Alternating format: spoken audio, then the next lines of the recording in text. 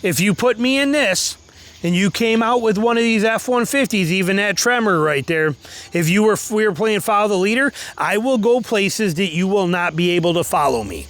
Okay, same vice versa. You will go places with that I'll just bottom out and won't be able to follow you. But I promise you, if you're in that and I'm in this, I can go places that you will not be able to come with me. Even if I'm in this and you're in that, I promise you, I can make it where you will get stuck or you cannot come after me.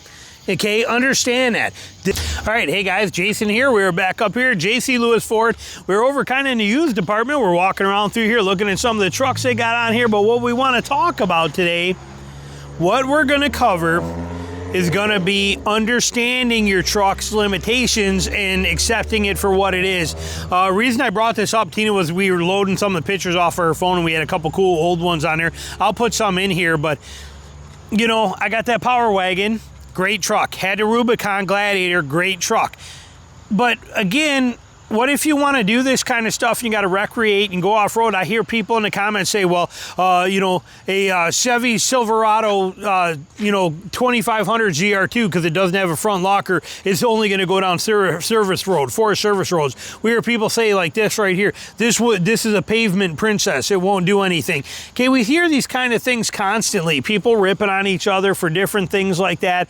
They think that you got to have, you know, if you don't have this Bronco right there, you can't do any off-roading because you got to have that. Yet on the same note, I promise you that you could do a heck of a lot of off-roading with that one that you see right there just fine. And people will argue that, but we're going to set the record straight today.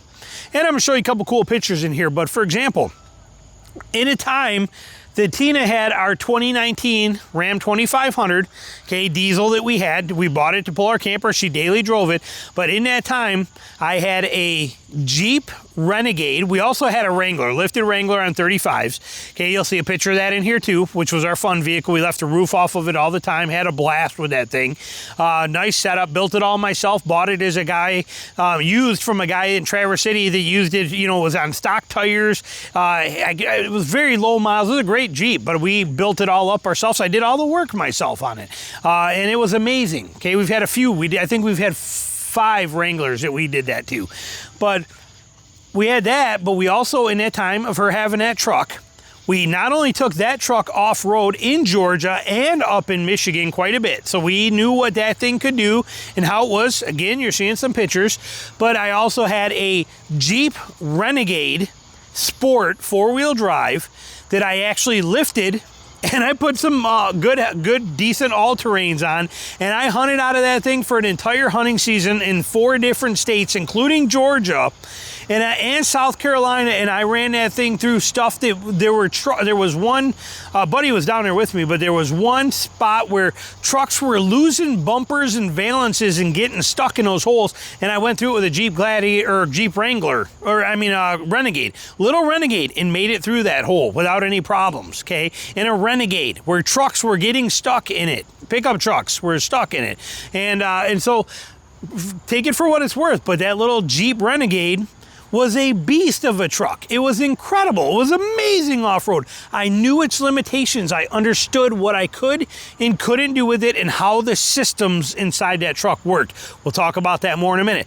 Then I got rid of that. Well, Tina still had that Ram 2500. She had it for 3 years. I got rid of that Renegade and I got a Trailhawk. I loved that Cherokee Trailhawk. That was like a little billy goat. Again, I put a 1.5-inch Hazard Sky lift on it. I put Falcon Wild Peak AT3s on it, and it was like a billy goat. The thing was insane. It being front wheel drive and all wheel drive, it was like a sled underneath that thing. I could slide it over logs, down all kinds of, it was incredible. The thing was a little beast that went everywhere. I understood what it could and couldn't do. Then I got the Tacoma. Okay, and you'll see, again, I'm showing you pictures, but we had that Tacoma. That Tacoma was great. Fantastic truck. Different stuff for different things. Then we went from there to the Gladiator. Then we went from the Gladiator to the Power Wagon. We got sitting right here. Okay, everything is here, but the key is knowing your limitations and understanding what your vehicle can do. Somebody that wants to call, let's just walk over here and keep going this way. But if somebody wants to call a truck like this, right here, a pavement princess, okay, they bump their head. It's a very good truck. Know the limitations and where you can go with it. I had 9 of these things. They were very good. I hunted them very well, and I did a lot of great things with them. Swap the tires out to a good all-terrain tire, and you are good to go, but understand what you can and can't do with it, where you can and can't put it, where your limitations are in breakover angles in your front end. Ford F-150s, their front ends are always a problem with how they are right here, and so low in the front end has always been an issue for them. I can't tell you how many times I spent, hours digging grass and mud out of tow hooks and stuff in the front of those things. Know the limitations of them and what you can do and what you can't do with it. That's the key. Don't go into places that you're not supposed to go. And then if you want to make any vehicle better off-road, and take it from what people call a pavement princess. God, it cracks me up on that word, because again, this truck right here with a little bit of a level in the front, better tires on this thing, and a winch on a hitch cradle thrown in the bed of the truck, and this thing's pretty unstoppable and get you anywhere you want and go anywhere you want and get you out of there without a problem all day long. Okay, that's what this guy did with this one. What do we got right here? Okay, look at, he's got Nittos. I know they're Nittos. I can tell by the tread pattern. I don't know which ones they are. Ridge grapplers. He's got Nitto ridge grapplers that are completely bald, but he put ridge grapplers on it. He's got a level on the front. It's FX4, so he's got a rear locker. He's got this thing set up and ready to do some work and get him through some stuff. He understands what the capability is that he needs out of the truck. It's not that complicated to do. So don't fear that your truck may or may not have this, or can or cannot do this or that, or I would never attempt this with it. Just understand what it can do and what it can't do. Understand that this truck has got a G80 rear locker in it. So does this one right here, G80 rear locker. Understand what that means. This one has no rear locker. That FX4 means it has a rear locker. Okay, this one here that says Sport, 9 times out of 10 will have a rear locker, because usually they order it with a rear locker when they get a Sport model, where that 4x4 one may not, unless it's a Sport. And if it's not a Sport, it probably doesn't. So understand what you can do and how it works. Understand that without a rear locker, your 4-wheel drive is only 2-wheel drive. With a rear locker, your 4-wheel drive becomes 3-wheel drive. Front locker makes it 4-wheel drive. Not many trucks have front lockers. My Power Wagon does, and there's a few others that do. Gladiator Rubicon does, okay? But understand it. This is not a Rubicon, point being. But even here, good tires, ready to go, capable, can get it done and make it happen. This is a reality. But again, it comes down to understanding what you can and can't do with the truck you have. This Tundra, for example, okay? I'm not taking that Tundra in the swamp like that. Okay, just not doing it. We need to put different tires on it. It's not gonna go very far like this. You need some work done to it. A few things. Same with this F-150 right here, maybe 4-wheel drive. This is not going anywhere in the dirt. It's just not gonna do it very well. But it's a simple fix to change that out and correct it. This Ram right here we go, Cummins right here, same thing, probably 2019 or 2020, I'm guessing somewhere right in there, but same kind of thing. This is a very capable truck. This thing will do a great job, especially, they don't have a sticker on it, but if this has got the LSD in the rear end, or it's got that 4x4 off-road package on it, that's a very good truck. But he knew that the tires mean everything, and the tires are there for it. Here we go again, 37s. This is that same Gladiator. This is super, super capable, set up that way, no doubt about it. So we understand what you can and can't do, but do not fear the other ones. Learn to drive them. What do I mean by that? Learn to off-road and learn how to drive off-road. I'll give you a perfect example. One it did, so when my daughter was 15 years old and she took driver's training and she got her permit, as soon as she got her permit, we lived in northern Michigan. As soon as she got her permit, we also bought her a car that same day, a truck. Okay, she actually paid for half of it. She had a YZ 125 motorcycle that she sold and took her choice, but she chose to sell it, take that money, plus we had some other money that she had saved up, and we promised we'd double it for her, and she had been working since she was 14, so part-time. But anyway, she ended up getting, I think we spent $8,000 and got her a old Chevy 1500 truck. I don't even remember what year it was. Beautiful truck. I'll show you pictures of it. Soon as we picked it up, the day she got her official permit and was legal to drive, we went and grabbed that truck, which, by the way, she learned how to drive on a stick Wrangler, on a manual Wrangler is what she learned to drive in. But we got that truck. We took her out. I took her out. It was snowing. Okay, we had snow on the ground, fresh snow out there. I took her in the woods and on the back roads.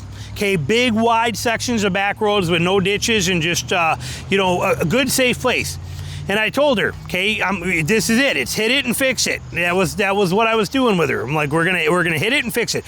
When I tell you hit it, I want you to crank the wheel hard at least 180 degrees and hit the throttle hard. And I want that back end to take off, and I want you squirming. And then as soon as I say fix it, I want you to recover from that without going into the fields. I don't want you off in the, you know, I always pick safe places for it. I'm like, I do not want you bombing this. I want you staying on the road that's right here. And we did that. We did that for 3 hours, okay? All right, Bella, here you go. Ready? We're doing 10 miles an hour.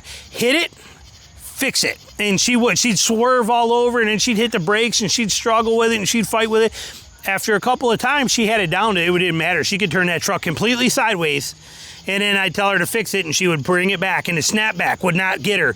And she, you know, at first it did. First it would squirm this way, and then she'd turn the wheels, and if she thinks she's doing good, and then the snapback would come, and she'd do a full donut. You know, it's learning. Learning. Again, I'll throw some pictures in here for you, too, for you to see. In a couple of hours, we had it where she could drive in any of these conditions and understood exactly how her vehicle will react if she's going down a road and all of a sudden she hits some heavy slush, slows the front end down, back end starts to come in next to her. Here she is. What is she going to do? She already knows. She understands the feel of where she's got to let off and start recovering before you actually get there so you don't get the snapback. She understood every part of this stuff, and it was vital to her. And and then she ended up getting in and going to Kirtland Community College, which meant that she had to drive an hour each day in the horrible winters. And she had to do that, and she did it for a whole entire year. And countless times. She's like, oh my God, that saved me so much knowing how to do that. Oh, I can't believe that. And then she's like, oh my God. And then, you know, Cole was freaking out in the car, her friend Cole. He's like, he was freaking out in the car when it happened. But I'm like, I got this. And she did. She learned. Okay, she learned how to do this stuff, and it made her better for it. Yours is the same way. If you're gonna do things with your truck and you wanna get out and recreate with it and have fun with it and go out there, you gotta take the time to learn what it can do. When I bought that truck, I went out there and I showed you guys some examples, and I said, oh, look at I'm doing in driving impressions video I did. I'm like, look at this, it's in two-wheel drive. I had people, I could get through that with a Camry. I could drive through that with my minivan. Did you not hear me say I'm in two-wheel drive? Well, why would I drive through it in two-wheel drive? So I can learn. I can learn what it can do. I can learn where the weight is. I can learn what it takes to where I'm going to lock up at. I can learn how much it takes before my back end breaks loose because it can't push the front end. I can learn stuff about it. It's always a learning experience. Once you know your rig and you know what it's capable of, you can do whatever you want to with it and usually be very good. That's the key. Stop thinking that you got to have, like I said, you got to have a Bronco Raptor or that you got to have a decked out Wrangler. I mean, yeah, they make life easier. There's no doubt about it, or a Gladiator. But on the same note, if you'd rather not buy a Chevy ZR2 for $50,000 and buy a Trail Boss instead for $40,000 and save the 10 grand, don't think for a second that Trail Boss can't get you to all the places you want to go. Could it maybe get you further with a ZR2? Yeah. But everything has its pros and its cons and its limitations. What do I mean by that? Well, they're both the same size. How would they? Well, let me put it to you this way. If you bought a $50,000 ZR2 versus buying a $40,000 Trail Boss, and yes, they may go down the same trails, but here's the thing. Because you bought the ZR2, you're going to have to work more. You're not going to get as much vacation, and your vacation you take's probably not going to take you to the places you want because you spent the extra 10 grand on the truck. If you bought the Trail Boss, now you have extra money in your pocket, more vacation days, and you're going to go further with it. Okay, it's the same thing. Yes, my Power Wagon is a beast of a truck, and it's amazing, and I love it, but it's not going to go the places my Gladiator did. It won't fit. or it's not going to go to places a Wrangler would. On the same note, same thing. People are like, oh, that little Jeep Renegade isn't going to do nothing off-road. It worked incredible. I had a jet sled in the back end, and I think I killed 9 or 10 deer that year where I had that thing, and man, that was nice. Go take the jet sled out, grab the deer, pull them back, slide the jet sled right up in the back end of it with the seats down, boom, gone, drive home, done. And yet there's guys out there with their trucks laughing at me, bebopping around in that thing in the woods, yet I went places they never could because they couldn't get their trucks where I could. Even if they would fit down the trails, the fact that they had to run the same, most of these trails were ran by trucks like this, the wheels where all the ruts were, these trucks had to follow the rut line. They could not get over left or right far enough because of this shape of the trails. My little Renegade, I could swing over, a foot left or right and just bridge the gap and ride on top of the ridges of there. I didn't have to go into ruts. God, it was amazing. I went through so much cool stuff with that. It was incredible, okay? That's what I'm talking about. Don't fear what you have. Don't let other people sway you into what's right or wrong. Enjoy what you got. Learn to use it, learn how the systems work, learn what it can do for you, and go have fun.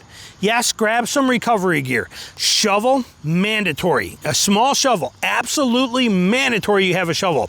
A saw, a hand saw, mandatory. If you got a saw, you got a shovel, fantastic.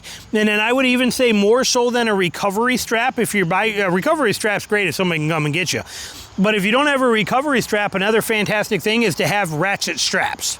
Why ratchet straps? Why are they important? Because you can take, many people don't even know this, but you can take with your saw and go cut down a branch, a limb that big around, and cut it into a section, and you can take that branch and lay it right across your wheel here, so it's right here at this edge, and then it comes out about this far, and you can then put a strap around your wheel to that and around the other side and lock that log right there on there.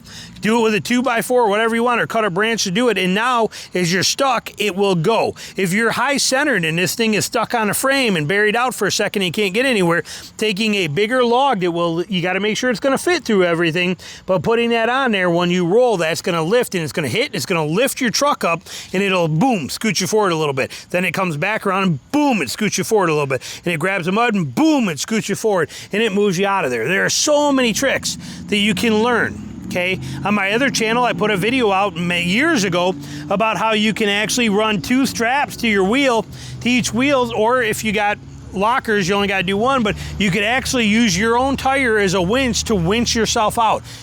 There's so many things. Enjoy what you have, but learn it. It's one of those that the more you know, the less you need. Do not get caught up in this stuff that this is bad or good or any of that kind of stuff. Just have fun with it.